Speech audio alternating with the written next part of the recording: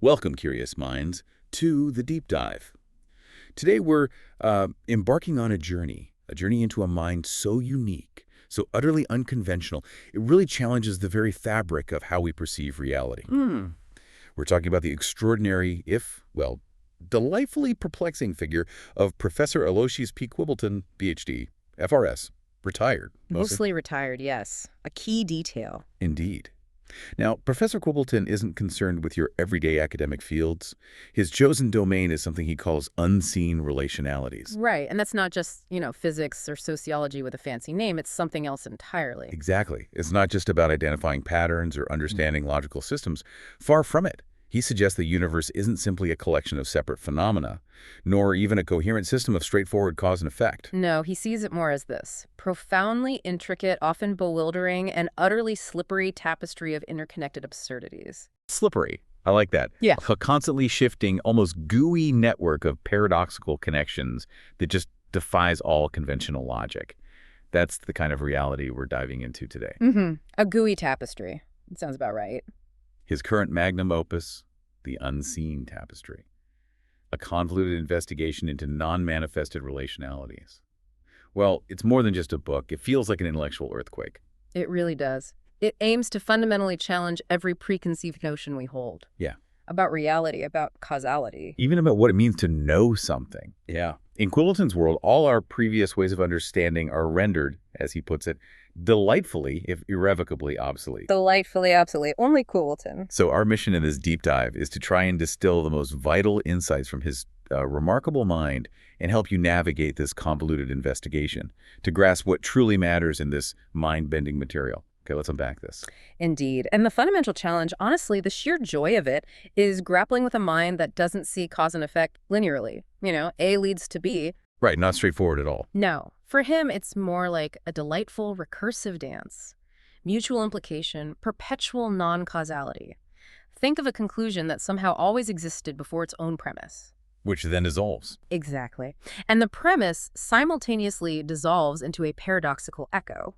It's a truly fluid, nonlinear way of conceptualizing reality itself. Wow. As Professor Quibbleton often says, reality, my dear interlocutor, is not a fixed construct, but a perpetually dissolving paradox. Okay. Shimmering between what is perceived and what merely insists upon being unperceived, a ceaseless oscillation of the ontological. Ontological. Yeah. The nature of being, right. Precisely. The very nature of existence. So our journey today is really a deep dive into understanding paradox itself, moving beyond just observing it to, well, trying to experience its logic. A journey into paradox. I like it. And to truly begin to grasp this singular perspective, this blend of intense intellectual rigor, and let's face it, profound eccentricity we have to start at the very beginning. His origins, yes. Because his unique worldview, astonishingly, seems inextricably linked to his profoundly unconventional upbringing. This isn't just abstract theory for him. It's deeply, almost bizarrely personal. It certainly seems that way. Get this. The professor was apparently raised by feral clowns. Feral clowns, not circus clowns. No.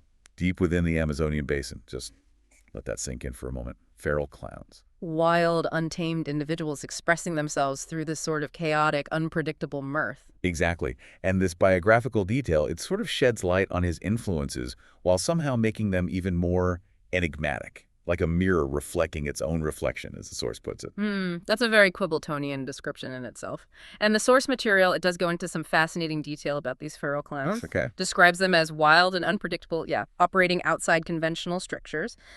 But then almost immediately it adds this twist, while perhaps also operating entirely within them. Ah, classic Quibbleton. The contradiction right there. Exactly, that immediate juxtaposition, that self-contradiction. It's a perfect entry point. Their very existence, as described, defied linear definition, just like his theories. So reality, for him, exists in these states of simultaneous contradictory being. Order and chaos, freedom and constraint, not opposites. But intertwined aspects of a greater whole, And it gets even wilder. Their ancestral lineage. Apparently, it traces all the way back to the Bronze Age. The Bronze Age, seriously. Yeah. When they existed not as playful jesters, but as the Knights of the Clown Order. Knights of the Clown Order. Okay, that sounds potentially less amusing than feral clowns. You'd think so, right? Maybe something jovial, a bit slapstick. But no. The sources are explicit. These figures, despite the name, were characterized by a shocking, rigid cruelty. Cruelty from clowns, or Knights of the Clown Order. Knights of the Clown Order, oppressive, unyielding, a brutal, deeply unsettling contrast to the modern clown archetype. Wow. Okay, so oppressors, what did they do? Well, their cruelty had horrific, far-reaching consequences. Most notably, they enslaved a specific lineage of elves. Enslaved elves, like Tolkien elves. The sources don't specify that lineage, but elves nonetheless forced them into arduous copper mines, brutal conditions. Copper mines. Okay. And these particular elves, unlike the sort of ageless ones you might imagine, suffered this rapid, agonizing senescence. Senescence, so they aged really fast. Incredibly quickly and painfully, yes. But only when confined to our temporal dimension, the human world. Only here. That's key. Right. And Quibbleton views this condition with his typical paradoxical nuance, calls it either a curse or a liberation, or perhaps both simultaneously in a profound state of slippery contradiction. Both a curse and a liberation. That embrace of contradiction again, it defines his whole approach. Absolutely. And for these grave injustices, the Knights of the Clown Order didn't get away scot-free, did they? No, they did not. They were visited by a powerful elfin curse, which transmogrified them, fundamentally changed their very nature into the very first feral clowns. So the cruel knights became the feral clowns because of a curse. Exactly. Yeah. But here's the profound paradox, central to Quibbleton's thinking. This punitive transformation, this curse, it paradoxically blossomed into a profound gift. A gift. How so? Or, as the sources suggest with that characteristic ambiguity, it might have merely been a superficial shift that revealed a deeper truth already there. It ostensibly stripped them of their cruel rigidity, forcing them to embrace a liberating, more passive, maybe even benevolent chaos. From rigid cruelty to benevolent chaos, that's quite a shift. Huge. And this led, according to Quibbleton, to profound insights gleaned from existential pratfalls. Life stumbles becoming wisdom, or possibly, as he rightly notes, merely through the continuation of pratfalls. It's this transformation where punishment becomes purpose, chaos becomes enlightenment, true freedom found in surrendering to absurdity. Wow. And Quibbleton himself have a quote on this, doesn't he? It really sums it up. He does. It's quite dense, but worth hearing, he says. The transmogrification of the malevolent into the mirthful, the punitive into the profound, represents not merely a superficial shift in behavioral archetype. Right, not just acting different. But a slippery socio-ontological recalibration? Socio-ontological, so affecting their being in their society. Exactly, where the very essence of penal rectification flowers into an unexpected, albeit perpetually unsettling, bloom of liberation. Penal rectification, punishment, flowering into liberation, but unsettling liberation. Yes. It's not just a simple, they became good. It's a fundamental reshaping of their very existence, their reality. Punishment became the soil for this unexpected, unsettling, but liberated state. It implies profound change isn't linear improvement, but this recursive, paradoxical recalibration. Negative forces leading to something new and liberated. Precisely, a wild concept. Truly wild, and it was from this rich, often bewildering tradition that the young Quibbleton absorbed his earliest lessons, learned that every truth contains its own untruth. And every clarity masks a deeper obfuscation. Imagine growing up with that. Right, where certainty is always shadowed by its opposite. What kind of worldview does that foster? Well, it wasn't about learning fixed facts. It was about seeing the fluidity of concepts. A game could be a lesson, a celebration, also a mourning. Riddles and performative paradoxes. Exactly. Teaching him the straight path was often the most misleading. He learned to see interconnectedness, embrace the tension between ideas, not resolve it. Which led directly to his first book, The Primordial Honk. The Primordial Honk, an ethno-clonological account of foundational jest and its unseen resonances. Quite a title. Indeed. And when it first came out, it was presented as, well, just fiction, a charming diversion.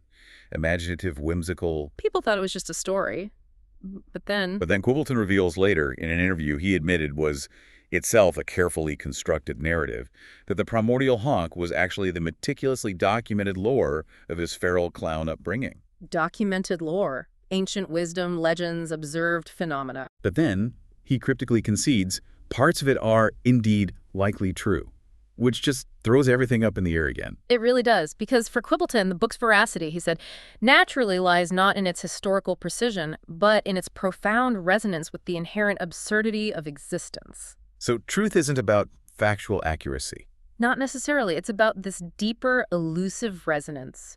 It speaks to the paradoxical core of reality. It's not what happened linearly, but what is in its most confusing, connected form. A truth that feels right, even if you can't fact-check it. Fascinating. Truth as resonance. And speaking of things we thought we knew, Quibbleton's research also drops another bombshell. The intricate origin of Santa Claus. Yes, the Santa Claus. Yeah. Apparently he's deeply embedded in these unseen relationalities. Or, maybe just a figment woven from consensual delusion. With Quibbleton, it's often both. Always both.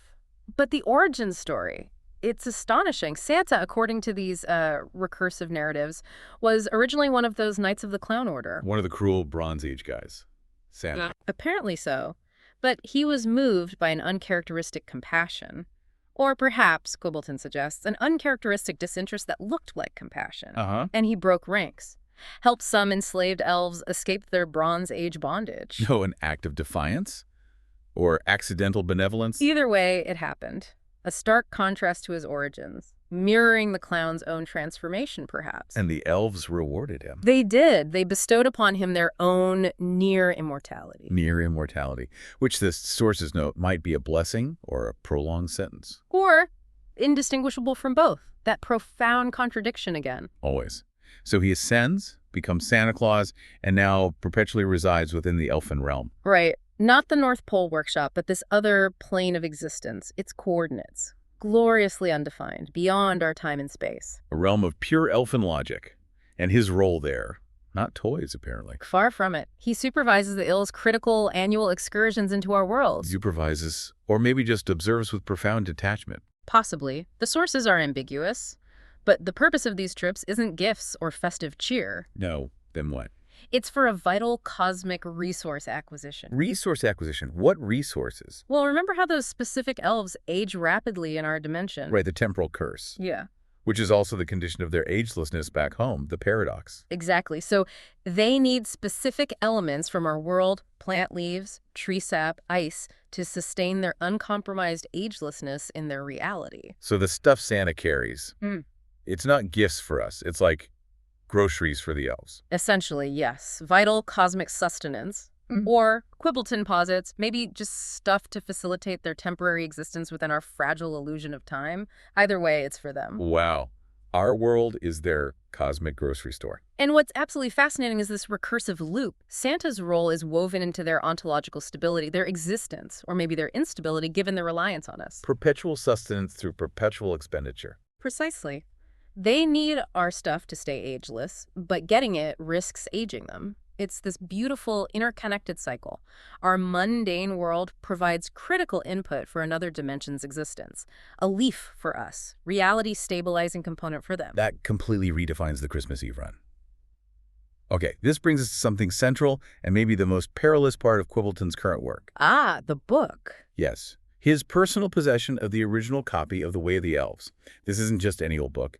It was a direct gift from the elves to the first feral clowns, passed down through generations. A singular tome, and its nature is enigmatic, to say the least, mostly written in the Elven tongue. A language whose very syntax defies linear thought. So it seems, maybe multiple meanings at once, word order changing ontological status. The sources say it contains profound, unseen truths and a hidden codex for translation.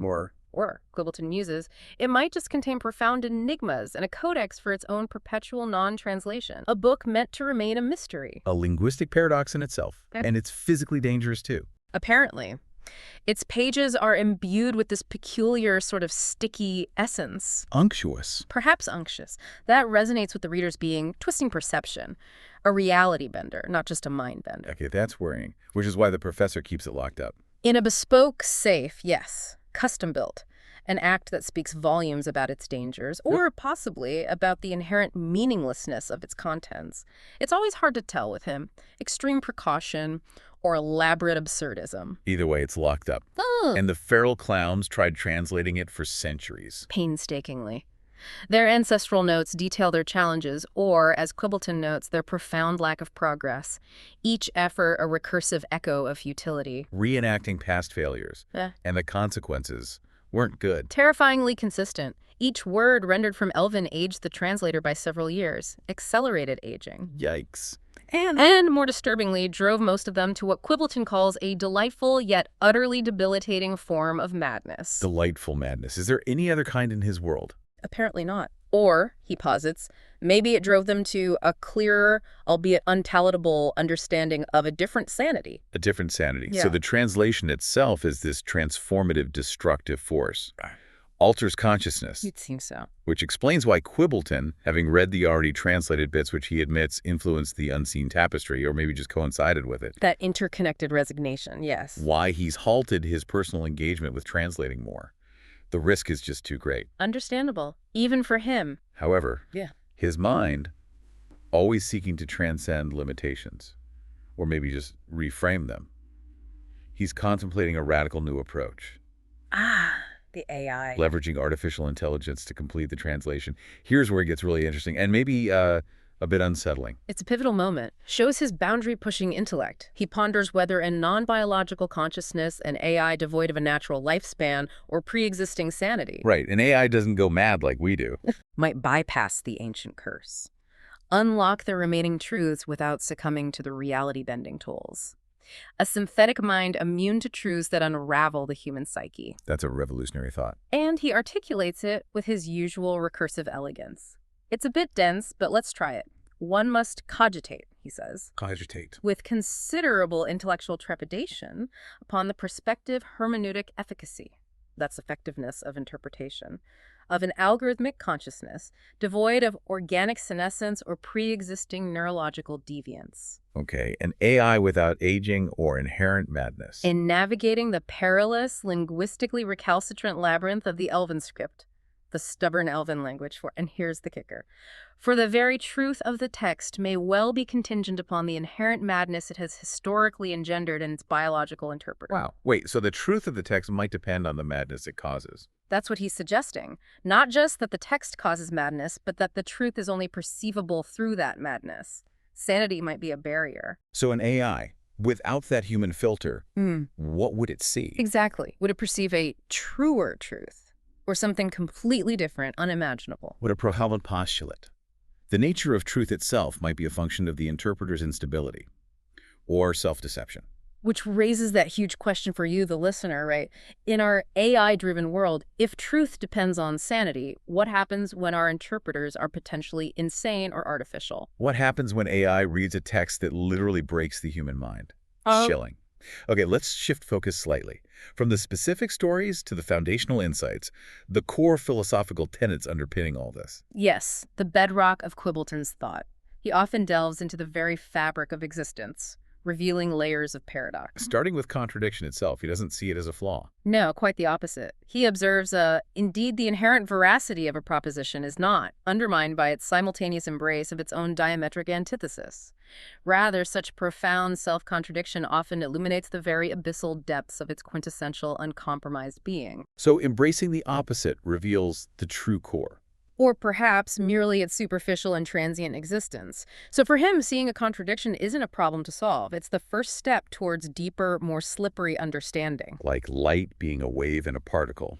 The contradiction is the understanding. Precisely. It's where reality winks at you. So embracing paradox. Radical.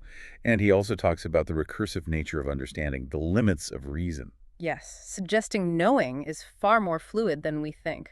How does he put it? He says, to truly know is to embrace the exquisite agony of not knowing, to dance within the liminal space where certainty is but a fleeting mirage, and all answers are merely questions in disguise, recursively generating further questions. So knowing is about not knowing, embracing the agony of uncertainty. And seeing answers as just new questions in disguise, it shapes his whole approach.